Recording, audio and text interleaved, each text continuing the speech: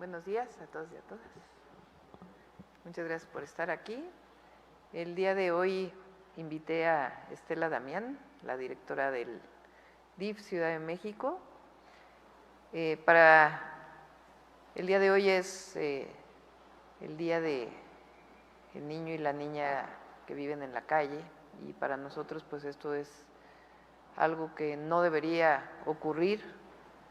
Todos los niños y niñas deben tener plenos derechos en nuestra ciudad, y desde que entramos al gobierno es algo que no habíamos difundido. Hemos estado trabajando para evitar que niños y niñas tengan que trabajar en la calle, particularmente un trabajo especial que se hizo en el metro de la Ciudad de México. Entonces le pedí a Estela que nos platicara sobre este tema. Entonces nos va a hacer una presentación de lo que hemos hecho en la ciudad y cómo vamos a seguir fortaleciendo este trabajo para la protección de los niños y niñas más vulnerables de nuestra ciudad. Así que, Estela. Hola, buenos días a todos y a todas.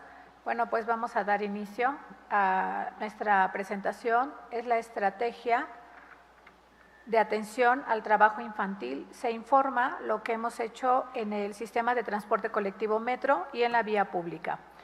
La definición que tiene la Organización Internacional del Trabajo y que publicó en el año 2022 dice que el trabajo infantil es todo trabajo que priva a los niños y las niñas de su niñez, su potencial y su dignidad, y que es perjudicial para el desarrollo físico y psicológico.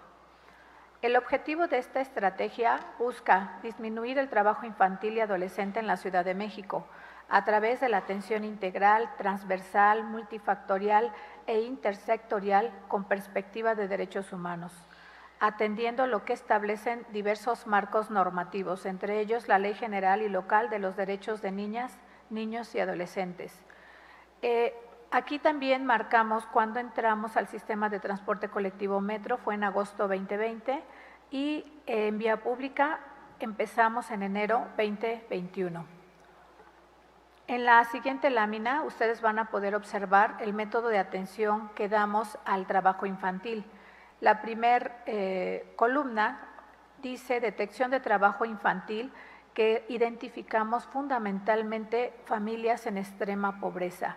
Aquí primero se detecta de niñas, niños y adolescentes en el trabajo infantil, luego se realiza un traslado, se invita para que acudan a las oficinas o al módulo del DIF. Siempre se hace una invitación fraterna, cordial, y asisten quienes así lo deciden. Se hace también una intervención de los equipos multidisciplinarios para detectar riesgo de niñas, niños y adolescentes. Se da un taller de buena crianza que ya tiene el DIF de la Ciudad de México, y enseguida, si la detección de este tema es extrema pobreza, nosotros no criminalizamos la pobreza, más bien apoyamos sostenidamente a las familias. Ahí se hace el despliegue del otorgamiento de programas sociales y servicios. Y la última esfera habla del seguimiento que damos a las niñas, niños y adolescentes y a sus familias. Abajo vamos a encontrar cómo atendemos cuando detectamos un delito con niñas, niños o adolescentes también en trabajo infantil. Se detecta a las niñas, niños o adolescentes en un punto de la ciudad. Se identifica que la conducta que estamos observando es un probable delito contra la niña, niño o adolescente. En ese momento, el DIF traslada a las niñas y a los niños ante el Ministerio Público. También el DIF hace una valoración a la familia de acogida extensa o ajena para que el niño siga gozando de su familia, pero no se puede ir con quien estaba en vía pública, porque nosotros lo que detectamos en ese momento y en ese caso específico es que teníamos trata. Y se otorgan los servicios sociales a la familia extensa o ajena con la que se va el niño, y también se le da seguimiento de manera permanente. La población identificada en trabajo infantil, me voy a la última cifra, en el caso del metro tenemos 752 niñas, niños y adolescentes, y en el caso de vía pública 1,552, dándonos un total de 2,305 niñas, niños y adolescentes. La que sigue, por favor.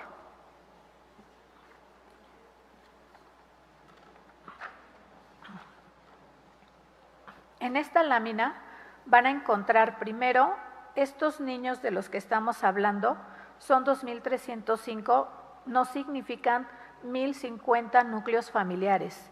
Y abajo ustedes van a ver las atenciones, los servicios y los programas que se le dan a estas niñas o niños. Me voy a detener solo en algunas. Hemos iniciado 64 carpetas de investigación que involucran a 87 niñas, niños y adolescentes.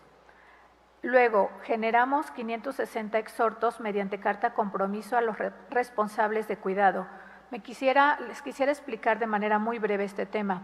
Cuando nosotros detectamos extrema pobreza, hablamos con la familia y le explicamos que va a formar parte de esta estrategia, pero que nosotros requerimos su compromiso para que ya no lleve a la niña o al niño al trabajo de calle. Y en ese momento se comprueba que el niño está estudiando, se comprueba que el niño está en buenas condiciones de salud, en ese momento se le pasa al tamizaje médico, odontológico, y en ese momento también se identifica si por extrema pobreza nosotros tenemos que apoyar, por ponerles un ejemplo, con que el niño sea atendido en un centro de día de los que ya tiene DIF, o en algunos casos, algunos papás, mamás nos han solicitado la atención en internados o en escuelas de tiempo completo. Esto, por supuesto, que apoya, porque necesariamente nuestras niñas y nuestros niños necesitan esa atención, y los horarios ampliados o incluso los internados que tenemos le permite a la mamá y al papá continuar trabajando sin exponer a la niña o al niño en esta circunstancia. Abajo también van a encontrar 821 becas Leona Vicario que se han otorgado a estos niños y a estas familias que han aceptado el apoyo. Luego también se han entregado 47, se han canalizado a pilares a 47 tutores, se han entregado 6.045 apoyos alimentarios, y en la siguiente láminas van a encontrar, por ejemplo, las 1.251 consultas médicas y odontológicas que hemos realizado, actas de nacimiento, patrocinios jurídicos, y lo que ven al final justamente era la parte que tenía que ver con lo que les exponía, canalizaciones a servicios o a escuela que tiene modalidades mucho más amplias de lunes a viernes, o incluso internados que nos atienden de manera continua fines de semana y que solamente van por ellos una vez al mes. Y ahora sí, la última lámina viene el detalle de cuántos son los niños y las niñas que en estos momentos ya no se encuentran o ya no asisten al trabajo en casa. En el caso del metro tenemos 159 que todavía estamos trabajando con las familias, teníamos 752, 593 ya no asisten y 159 son los que de manera intermitente asisten y con los que estamos trabajando. En la vía pública tenemos 1.553, ya no asisten 830 y tenemos de manera intermitente 723. La numeralia de ambos es 1.423 niñas, niños y adolescentes que ya no asisten en estos momentos al trabajo en calle o trabajo infantil. ¿Sería cuánto de parte de su servidora? Sí. Los teléfonos, ahí están los teléfonos en donde ustedes se puede difundir para que nos indiquen si en una calle, en una esquina, en algún lugar observan a niñas o a niños que están desarrollando alguna actividad relacionada con el trabajo infantil. Es 55 56 05 75 52 o 55 43 23 92 42. En el caso de la estrategia implementada en el metro, hemos tenido un acompañamiento permanente de la Comisión de Derechos Humanos. Ellos nos han ido observando cuando miran que tenemos que modificar, que sensibilizar. O sea, en todo momento estamos trabajando con ellos para ir delimitando o incluso redefinir alguna parte de la estrategia. No todos los casos son idénticos, en ocasiones tenemos casos atípicos y esos son los que vamos trabajando muy de la mano con la Comisión de Derechos Humanos de la ciudad. Creo que ya. Bueno, pues este es el trabajo que ha venido desarrollando el DIF de la Ciudad de México y vamos a seguir trabajando porque necesitamos siempre desde el gobierno de la ciudad atender a los más vulnerables, a los niños y niñas en esta situación y por supuesto en una estrategia de atención familiar y siempre en la búsqueda de dar opciones y alternativas de vida y siempre apoyando pues al más débil, al más vulnerable. Así que este es el compromiso del gobierno de la ciudad y vamos a seguir trabajando en ello. Iniciamos sesión de preguntas y respuestas con Carlos Navarro del Heraldo. Buenos días a todas y todos. Si nos pudieran describir un poco el perfil de las edades aproximadamente que hay de estos más de 2,000 niños que han identificado tanto en vía pública como en el metro. Sí, con todo gusto. Decirte que los grupos etarios, la mayor cantidad la tenemos entre los 0 y los 12 años y un número menor lo tenemos de 12 o de 13 a 17 años. Son menos los adolescentes que encontramos y son más las niñas y los niños de 0 a 12 años que encontramos. Para darte un porcentaje, te diría que 65% está entre 0 a 12 y el 35% entre 13 y 17 años. Si nos pudieras detallar un poquito cómo es el acercamiento con las familias cuando detectan tanto en el metro como en vía pública para que reciban la atención y lograr sacarlos de esa situación. Mira, hemos capacitado a los equipos que tenemos, los equipos multidisciplinarios, fundamentalmente trabajadora social y psicóloga, salen todas las mañanas en rutas establecidas, identifican a las familias y el abordaje fundamentalmente es en términos de, oye, venimos del DIF, lo que queremos es saber si podemos apoyarte, estamos en estos momentos identificando a la nena, es tu hija, es tu sobrina, no, pues es mi hija, oye, ¿nos permites trabajar con la familia? Nosotros estamos buscando si tu condición es de extrema pobreza, que te podamos apoyar para que la niña no corra ningún riesgo en vía pública. Y muchas familias acceden y en ese instante incluso aceptan venir a las oficinas del DIF. En las oficinas del DIF se les realiza un tamizaje en donde se detecta su condición de extrema pobreza.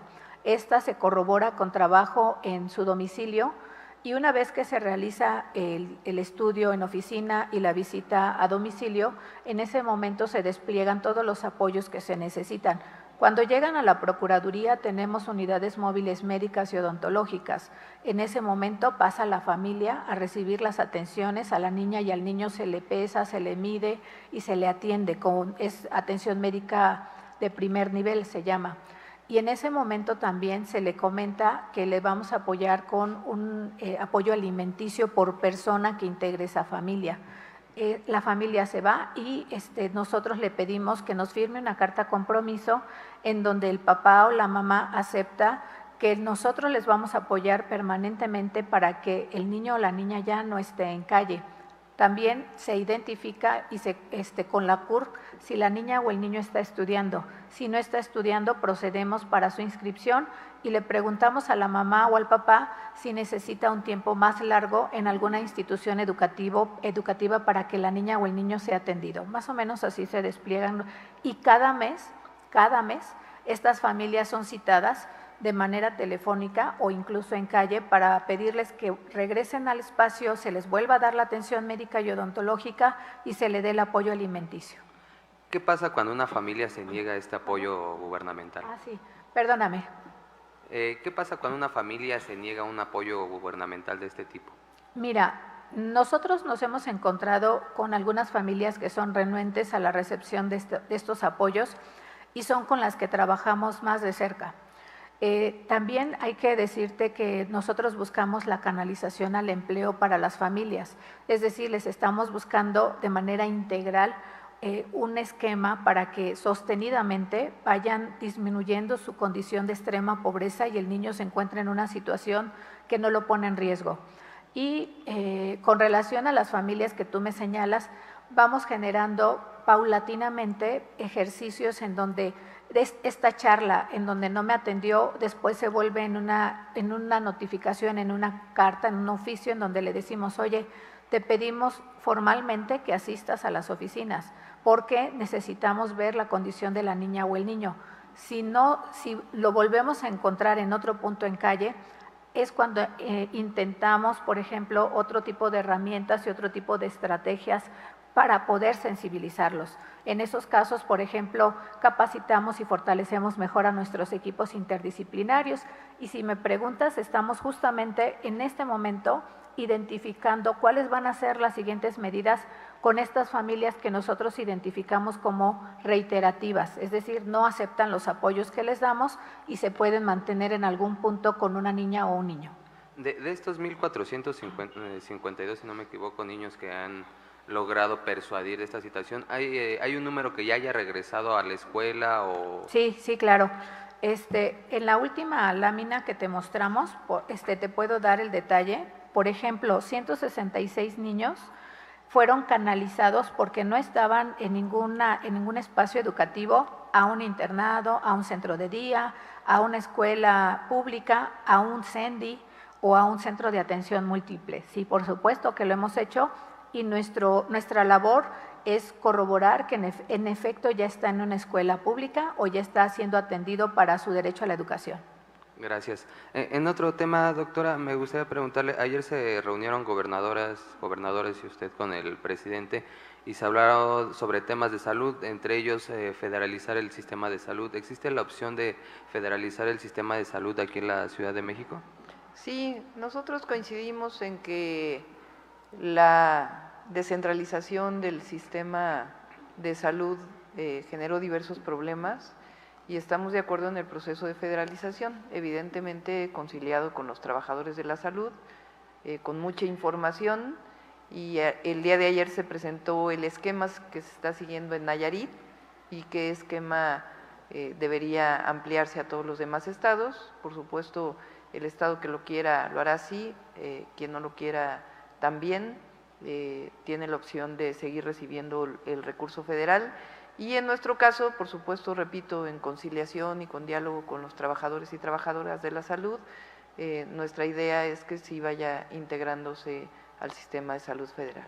Entonces ya iremos platicándolo con los trabajadores y trabajadoras y con ustedes, por supuesto, y los usuarios sobre todo. Lo más importante es que se cumpla el derecho a la salud, que todo habitante de la ciudad que no tiene acceso a un servicio de salud público del Seguro Social o del ISSSTE, inclusive estos servicios deben mejorarse, pero nosotros atendemos a todos aquellos que no tienen seguridad social. Y este servicio implica que tengan su atención primaria de la salud, que haya una atención preventiva de la salud y que a su vez puedan ser canalizados ya a una atención hospitalaria o especializada. Y el objetivo es que este sistema de salud se fortalezca y que todos tengan un mejor servicio, que en realidad es un derecho, que es el derecho a la salud.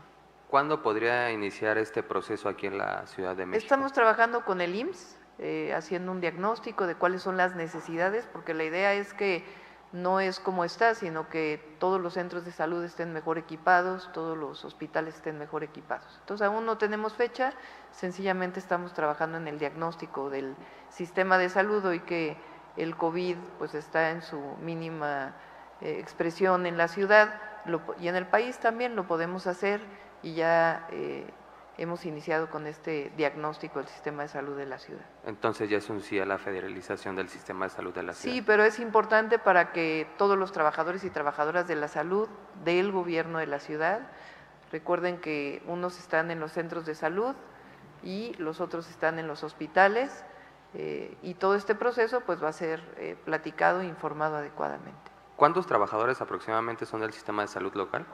No tengo en este momento el dato, pero con gusto te lo damos. Y por último, doctora, me gustaría preguntarle, ¿cuántos votos aportó el Valle de México en la consulta de revocación de mandato, si tiene el dato y cuál es su opinión al respecto? Sí, bueno, el Estado de México y la Ciudad de México aportamos cerca del 20% de la votación de revocación, tanto de participación respecto al total como de participación a favor del presidente Andrés Manuel López Obrador.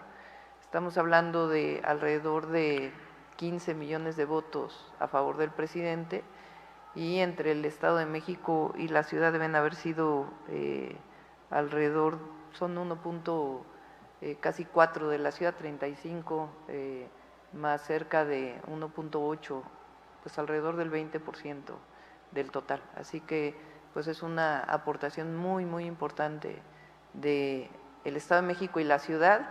Si sumamos Veracruz, que son las 3 entidades con mayor votación, estamos hablando del 30% de la votación a favor del presidente en la revocación de mandato de estas 3 entidades. Muchas gracias, buen día a todas y todos. Gracias. Continuamos con la pregunta de Cecilia Nava de Canal 11. Hola, buenos días. A mí me gustaría saber de estas 64 carpetas de investigación que involucran a 87 niñas, niños y adolescentes, ¿por qué se abrieron?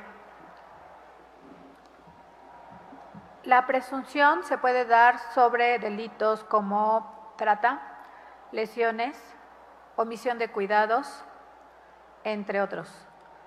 Son fundamentalmente los que nosotros, pero acuérdate que la calificación de si se comete o no un delito es del Ministerio Público, pero nosotros y en la supervisión de campo es lo que podemos estar identificando. Ajá. ¿Y en qué finalizó? Si sabemos que… Nosotros en estos momentos, este tema del desarrollo de la investigación es diferente en cada caso porque depende si la persona, el papá o el tutor o la persona con la que estaba llega o no va a los citatorios. O sea, ahí sí cada carpeta de investigación tiene un ritmo totalmente diferente dependiendo de muchísimos factores que están dentro de la propia carpeta. Por lo menos en el tema de trata confirmaron que sí hay trata, ¿y cuántos niños han resultado confirmatorias estas carpetas? Mira, solo hasta donde llega mi memoria, solo tenemos 2 casos muy bien identificados y le aportamos la mayor cantidad de elementos al Ministerio Público para que pueda él acreditar que en efecto nos encontrábamos frente a un delito de trata. Muy bien, gracias. Y para la doctora, esta mañana hubo un tiroteo en el metro de Nueva York. Me gustaría saber, aquí pues el sistema de metro también es uno de los más importantes, que se movilizan millones de personas. Sabíamos que había unos detectores de metal o detectores de arma, no sé, que pasaban mochilas y todo esto. ¿Este programa todavía funciona en la ciudad? Prácticamente no hay una revisión a los usuarios. Ustedes han tomado el metro de la Ciudad de México. No hay revisiones especiales y no se ha presentado una situación de este tipo. Lamentamos, por cierto, lo que ocurrió en la ciudad de Nueva York, toda nuestra solidaridad y apoyo desde la ciudad a los habitantes de Nueva York, y pues evidentemente es una circunstancia distinta a la de la Ciudad de México. Uh-huh. ¿Ustedes contemplan hacer una revisión o abrir esta revisión de que sí se vuelvan a realizar? Por el momento no lo tenemos contemplado. Hay muchos policías en el metro de la ciudad, como ustedes lo saben, policía bancaria e industrial y policía auxiliar. Hay una vigilancia permanente por parte de la policía. De hecho, los delitos en el metro, nosotros teníamos, cuando llegamos al gobierno de la ciudad, en el 2019 había la denuncia de alrededor de 10 robos diarios en el metro de la Ciudad de México. Hoy tenemos 2 robos diarios reportados. Repito, reportados, denunciados. Puede ocurrir que sea un poco mayor la cifra, dado que hay una parte de cifra negra, pero sí es una disminución muy importante. Y esto pues es producto de esta vigilancia permanente y el trabajo de la propia vigilancia del metro. Gracias. Continuamos con la pregunta de Salvador Corona del Universal. Buenos días, doctora. Quisiera preguntarle a la directora del DIF, pues quedan todavía 882 niños que todavía trabajan en el sistema de transporte o en la calle. ¿Por qué no se ha podido reducir esa cifra? ¿Qué resistencia hay en cuestión de las familias? Mira, en primer lugar te diría que también tiene que ver con la temporalidad en la que hemos trabajado cada una de las campañas. Si te fijas, para el metro ya nos queda una cifra muy pequeña. Estamos hablando de 162, si no me equivoco, de lo que te acabamos de informar. Y esto se debe también al tiempo que tú tienes que invertir en el trabajo de campo y en el convencimiento que tienes que hacer por parte de las familias. Y mira, aquí todavía tenemos 159 y ya no asisten 593. Pero sí tiene que ver con eso. Nosotros empezamos un año antes la campaña en el metro y la campaña en vía pública, como comentamos, fue el año pasado. Entonces, eso tiene que ver y también el asunto, aquí no lo he dicho, pero tenemos mucha población flotante que vienen de otros estados, vienen del interior de la República o vienen de la zona metropolitana y eso es lo que también nos dificulta el convencimiento a las familias, porque viven muy lejos, no viven en la Ciudad de México, nosotros tenemos facultades acotadas para las visitas domiciliarias, no podemos salir de la Ciudad de México, nos hemos estado coordinando con la Procuraduría del Estado de México, ya hemos hablado con la de Chiapas, con la de Oaxaca, por ponerte algunos ejemplos, para ver cómo de manera conjunta y consolidada podemos apoyar en estas charlas. Por ejemplo, les hemos comentado que nosotros con todo gusto apoyamos para el pago de pasajes para estas familias, para que retornen a su lugar de origen. Pero si me preguntas, ese es un factor bien importante por el que no hemos podido disminuir la cifra que te acabo de reportar. En ese sentido, en estas carpetas de investigación, ¿han denunciado que hay alguna banda o grupo que está atrayendo a los niños al trabajo forzado? No hemos encontrado delincuencia organizada. Hemos encontrado grupos pero no como delincuencia organizada, sino bajo modalidades, ¿qué te diría yo? Por ponerte solamente algún ejemplo, identificamos un caso que venía de Chiapas, en donde los papás mandaban a un tercero a los niños para que en la ciudad pudieran trabajar. Es lo más cercano o lo que yo te podría decir como más grave. En ese caso lo reportamos, como te comento, también hablamos con el DIF del estado de Chiapas y hemos estado trabajando sostenidamente. Pero lo que sí pueden ustedes apreciar es que nuestra columna vertebral son los derechos humanos de las niñas y los niños, y otro de los temas es cuando identificamos que podemos tener delito, sea de una persona ajena o sea de tutor, en ese momento nosotros nos llevamos al niño y nosotros buscamos siempre darle una familia, pero también decirlo que no somos ¿qué te diría yo?, timoratos para tomar decisiones cuando observamos que el niño puede estar en riesgo. Y por último, ¿qué zonas o qué estaciones del metro han detectado más niños trabajando o incluso vialidades? Fundamentalmente en el caso del metro, la línea azul, que ahorita se me olvidó cuál es, creo que es la 2. Sí. Es la línea 2, era una de las que tenía una mayor cantidad de niñas y de niños con trabajo infantil. Y en el caso de la vía pública, Cuauhtémoc es un punto para nosotros relevante, Benito Juárez y Miguel Hidalgo. Son las alcaldías en donde también identificamos que tiene que ver con los transuentes que pueden tener o que les dan una mayor cantidad de recurso económico porque vendan, porque toquen un instrumento. También identificamos que tiene que ver con eso. Por otro lado, doctora, quisiera preguntarle sobre este tema de salud, ¿cómo sería el sistema federalizado en la Ciudad de México? Entiendo que en la pandemia pues quisieron aplicar algo para atender a la persona en los institutos de salud independientemente si eran derechohabientes. ¿Eso es a lo que van o cómo sería este esquema? Si gustan, invitamos a Zoé Robledo, quien encabeza estos ejercicios, estos esfuerzos del Gobierno de México, y ya informamos a la ciudadanía y a ustedes para que haya toda la información. Por el momento sigue funcionando como ha funcionado hasta ahora.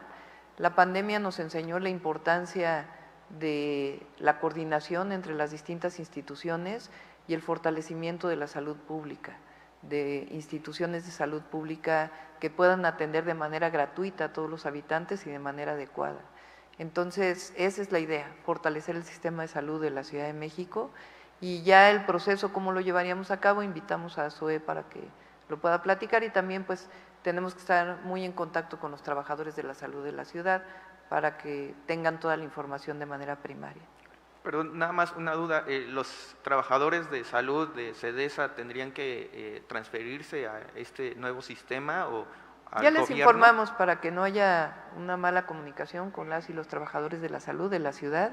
Es muy importante que ellos reciban la información de primera mano por parte nuestra, de la Secretaría de Salud, de parte de nosotros, para que sepan que sus derechos no solamente están resguardados, sino que pueden tener mucho mejores derechos laborales. Entonces, vamos a trabajar con ellos antes de poderlo hacer público. Creo que es algo que, por respeto a ellos, es importante que conozcan de primera voz la información. Y en ese sentido, el día de ayer, pues justamente se reunió con gobernadores aquí en el antiguo Palacio del Ayuntamiento, Mario Delgado, incluso con el del IMSS. ¿Qué hablaron? Fue una comida cordial, no hubo nada. Aprovechamos que habíamos ido al Palacio con el presidente de la República, y de ahí pues los invité a comer si querían venir aquí.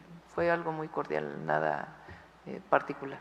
¿Festejaron Por supuesto.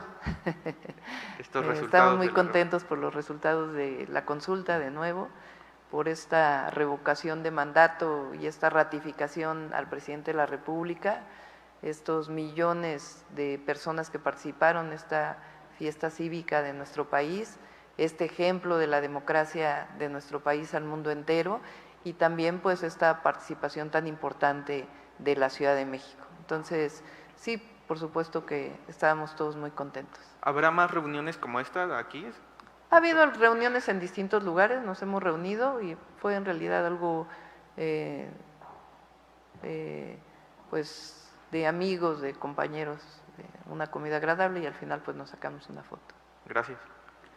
Continuamos con la pregunta de Manuel Morales, de Multimedios. ¿Qué tal, doctora? Muy buenos días. Buenos días. Yo quería preguntarle acerca de esta reunión que tuvo con el presidente y los demás gobernadores. ¿Se abordó el tema de la vacunación de menores de 12 años? ¿Usted solicitó para los habitantes de la Ciudad de México? Sí, creo que es mejor que lo informe el presidente y la Secretaría de Salud, pero dado que ha habido información, la idea es que el mecanismo COVAX, que todavía tiene vacunas que aportar al país, pudiera ser el esquema para que se aportaran las vacunas a los menores de edad. Eso fue lo que nos informó ayer el presidente de la República. Pero por supuesto los detalles pues los tienen que dar el presidente, el secretario de Salud, el subsecretario de Salud López Gatell. ¿De cuántos menores estamos hablando aquí en la ciudad? ¿Tiene el dato? Tengo que ver cuántos menores se han vacunado y cuántos estarían en condiciones de vacunarse. Pero sí es importante que la información la dé el Gobierno de México, sepamos si llegan estas vacunas, cuándo llegarían, y ya poder informar a la población. Doctora, sobre el abastecimiento de medicamentos en los centros de salud, ¿cómo va este proceso? Nos había comentado que iba a realizar incluso una gira. Sí, a partir de la próxima semana vamos de nuevo a revisar, va bastante bien. Es el abastecimiento de medicamentos en hospitales está alrededor del 85%, y en el caso de los centros de salud, que era donde mayor desabasto había, ya está llegando también al 85%. Y esto pues es en coordinación también con el Gobierno de México, y es importante pues estar revisando los centros de salud para que pues sepamos que realmente hay esta condición. Y cualquier tema pues evidentemente siempre pueden llamar a Locatel. Y finalmente, en otro tema, doctora, ¿cómo va el retiro de los cilindros de gas LP que ya no son funcionales de este programa de Gas Bienestar? Lo comento porque el alcalde de Miguel Hidalgo señaló que el director de Gas Bienestar no le ha contestado y que ya son más de 3 meses que la ciudadanía pues sigue con esta problemática por el olor y por, obviamente, el riesgo que representa. Sí, ha ido Protección Civil para estar verificando que no haya riesgo, pero evidentemente pues es importante que se vayan chatarrizando todos estos tanques, que es el objetivo de Pemex. Lo que nos ha informado Petróleos Mexicanos, su director, es que en efecto van a acelerar este proceso a partir del próximo mes, y también el retiro para llevárselos a otros sitios. Entonces, sí está esta situación y ya la vamos a ir informando poco a poco. siguen sin representar un riesgo para los habitantes de la zona. Está ahí permanentemente Protección Civil para evitar cualquier riesgo, pero evidentemente nosotros también pues buscamos que ya no permanezcan en este lugar, sino que se vayan retirando, y es el objetivo también de Petróleos Mexicanos. No es el objetivo dejarlos ahí, sino acelerar el proceso de chatarrización y al mismo tiempo irselos llevando poco a poco a otros sitios. Muchas gracias, buena tarde. Concluimos con la sesión de preguntas y respuestas y a continuación abrimos un espacio para preguntas ciudadanas. Se me olvida luego.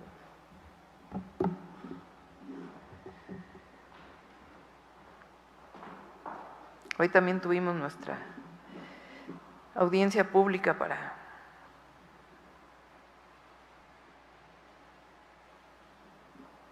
son 4 preguntas, ¿verdad? Doctor, en la alcaldía Álvaro Obregón, los automovilistas, las motos se pasan el semáforo, lo cual no respetan el paso peatonal. Ya no podemos ni pasarnos las calles al miedo que pasa esto. No hay policías vigilando. Lo básico, calles alumbradas, hay mucha delincuencia en la alcaldía de Álvaro Obregón, ya empeoró.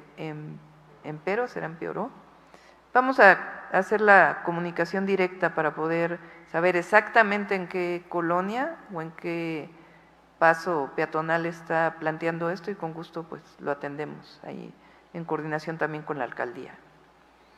Mauricio Hernández, ¿cuándo van a vacunar a los niños?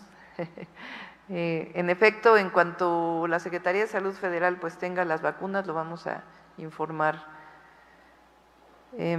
¿Cuándo está de regreso la línea 12 del metro? Esta es una muy buena pregunta. Todos los miércoles hay la información de cómo va el avance de la rehabilitación de la línea 12. La línea 12 ha tomado tiempo el proyecto ejecutivo de rehabilitación de la línea 12. Cada claro de la línea, particularmente del tramo elevado, es distinto y requiere un proyecto especial. Entonces, esto ha tomado tiempo, pero ya se están fabricando en los talleres todo el sistema de apuntalamiento de la línea 12 y de rehabilitación. Entonces, nuestro objetivo es que este mismo año quede la línea 12 y ya van ustedes ir viendo cómo se van acelerando los trabajos en estos meses. Esa es línea 12. Y quisiera preguntarle, a raíz de los votos del domingo pasado, en el cual ganó el presidente, que el presidente continúe con su gobierno, ¿cuál será el destino del INE, de Lorenzo Córdoba y de Ciro Murayama?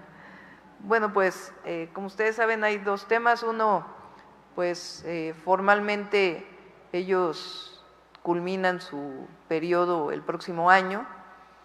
Si hay una reforma electoral presentada por el presidente López Obrador, en donde ha planteado que sean electos por voto popular los consejeros y es aprobada por el Congreso, pues entraríamos a un proceso de este tipo. Y si no, de todas maneras ellos tendrían que entrar al proceso natural dentro del Congreso para poder elegir a los nuevos consejeros electorales. Pues esta es la información. Les agradecemos mucho a todos los que se conectan, también a quienes vienen a la audiencia pública y por supuesto a ustedes. Y el día de mañana será el último día de conferencia, los voy a dejar descansar jueves, viernes, sábado y domingo, a menos que quieran ir el viernes ahí a Iztapalapa con nosotros. Ahí vamos a estar un ratito. Muchas gracias a todos y a todas. Concluimos con conferencia de prensa. Muchas gracias a todos.